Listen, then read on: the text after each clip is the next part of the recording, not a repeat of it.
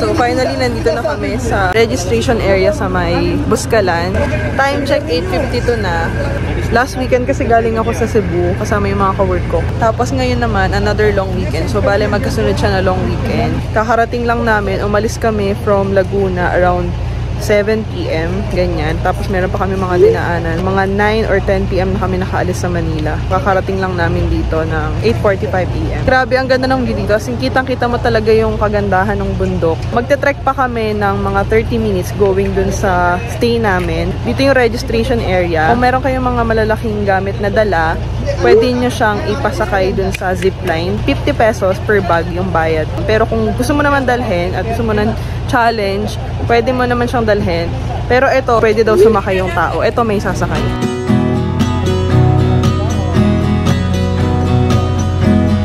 Yan naman po ang ating risk taker.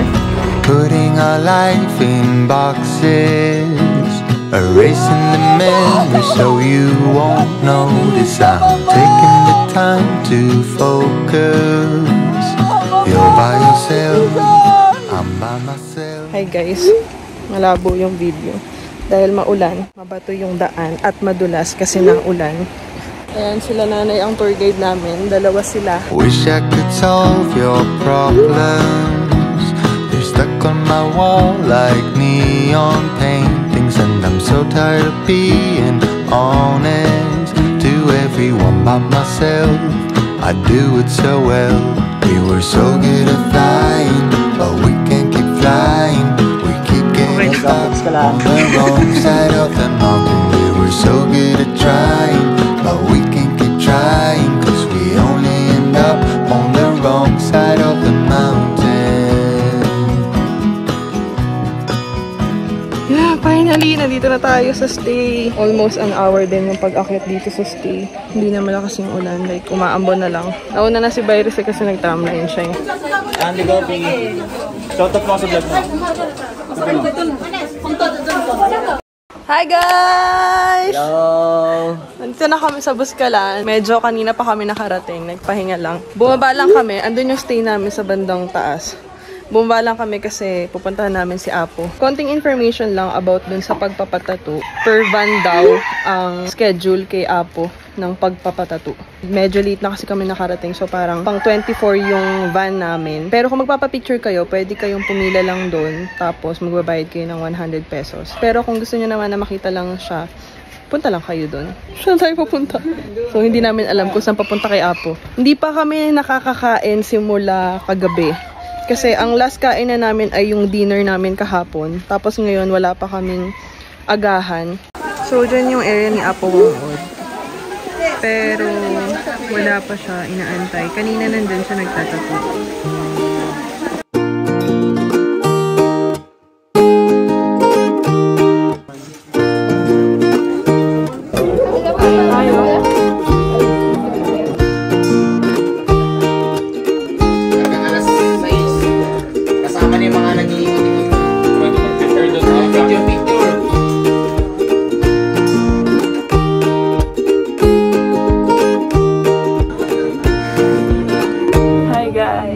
Kakagising lang namin. Nagkataon na merong tugtugan daw ngayong gabi dito sa area na to. Medyo swerte kami kasi wala nga kami masyadong gagawin dito sa stay today, diba? Actually, may mga nagiinom na sa baba. Great time din yon para makipag-bonding sa ibang travelers or ibang hikers.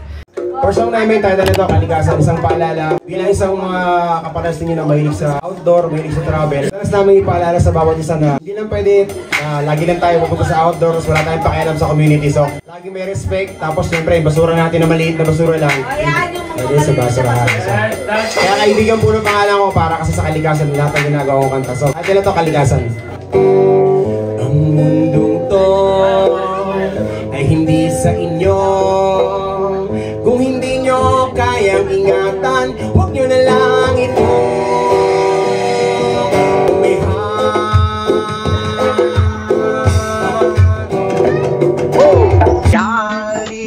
kalikasan ay ating ingatan. Kalikasan ay ating ingatan. Alagaan alagaan. Ito sa Diyos na makapangyarihan, papupurihan,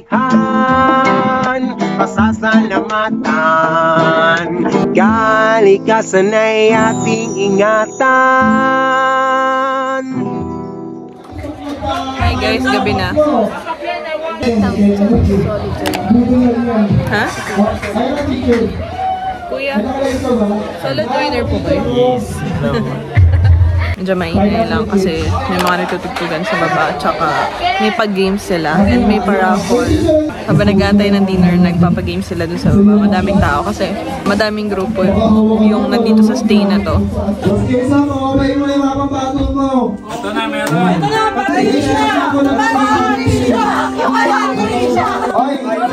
Guys, isang kamay sa likod. Bahala ko paano mo ubusin yung talong. Ready? In 5, 4, 3, 2, 1, go! Suba! Ay, maraming salamat sa participate. The moment's gone before I realize I was out of my way. We sit and talk, I see your crying eyes turning red through the day. When I will hold you tight. Maraming salamat sa inyo lahat. Thank you.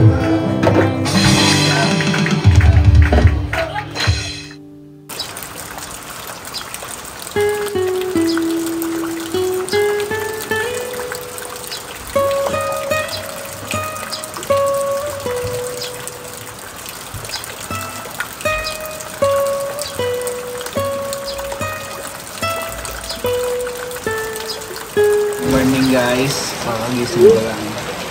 Ulan dito sa Buskalan eh. Ito yung mga kasama ko tulog pa. Sarap yung kape nila dito. Good morning guys. So ayun, gising na sila. Ayan, nasisilaw pa sa kagandahan. So, kamusta naman ang pag-stay dito? Malamig. Ang panas nga. Yeah, gangan. Masabi. Hi guys, good morning.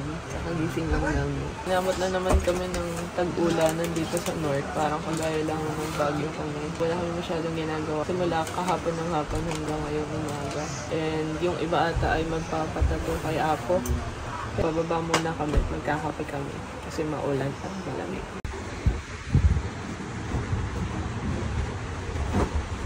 Ano yun? Wow! Magic! Good morning po. Ay, morning! Ay, morning! Morning. Ano ba ako dyan? Kakajowa ba ako dyan sa video? Yeah! Kakajowa ba ako dyan? Hindi mo naman. Kamusta naman po yung nanalo kagabi? Siyempre, masaya sa 500! Coffee. Sarap ng coffee nila dito. Puro siya pero hindi siya ganun kapait. Tapos hindi rin siya like nakakapag... Ewan ko, hindi ako nag-palpitate. Tsaka usually pag nainom ako ng ganitong coffee, mga madaling araw na ako nakakatulog pero hindi. So, Pag-iising ko, hinanap ko, ikaw, Cindy.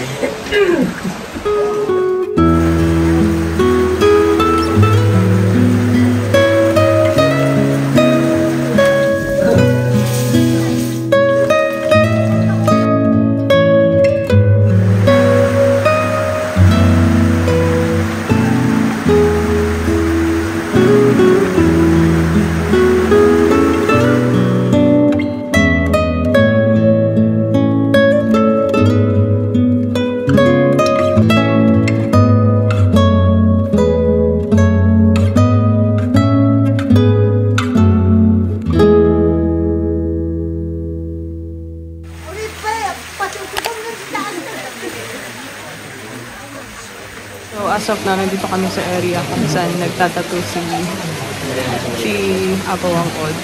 Kakatapos lang niyang magtattoo dun sa isang group. Bale, break muna tapos tsaka ulit siya magtatattoo. Niisip ko kung magpapatattoo ako o hindi. Baka nape-pressure lang ako kasi mga nagpapatattoo yung mga kasama. Pero kaming tatlo. Si Byris, ako, tsaka si Rans. Hindi naman kami magpapatato talaga. Pero pag nandito ka parang gusto mo, kasi nga, syempre, it's either hindi ka na babalik dito or baka hindi mo na mabalikan. Yan. Feeling ko na ako magpapatato eh. So, ayun guys. Boy. Nakapagpatato tayo kay Apo. Yay! First tattoo. First and last. First and last tattoo ko to. Gusto ko lang talaga na parang meaningful. Meaningful yung tattoo. Pero ayoko talaga ng tattoo sa katawan. Pero kanina iniisip ko parang it's now or the other day. It's now or someday. Ganon. Parang ganon yung iniisip ko kanina. Pero ayun, meaningful naman siya. Tapos si Apo pa yung nag-tattoo. So, marami nagpatato si group namin actually. Pero sila ni Byris, hindi sila nagpatato. Yun lang. Pilipinas, yan ang bayan mo, yan ang bayan mo. Pilipino, yan ang lahi ko, yan ang lahi mo. Saan na nga ba napunta si Juan? Saan na nga ba ang karapatan? Ang katutuboy ninanakawan, inaagawan ng kayamanan, ang kalikasan at kapaligiran, pinabarubal ng kababayan. Pilipinas, yan ang bayan ko, yan ang bayan mo. Ang Pilipino, yan ang lahi ko, yan ang lahi mo. Ang Pilipinas, ang Pilipino, ang Pilipinas, Pilipino. Tayo'y mga Pinoy, tayo'y hindi gano. Huwag kang mahihiya kung ang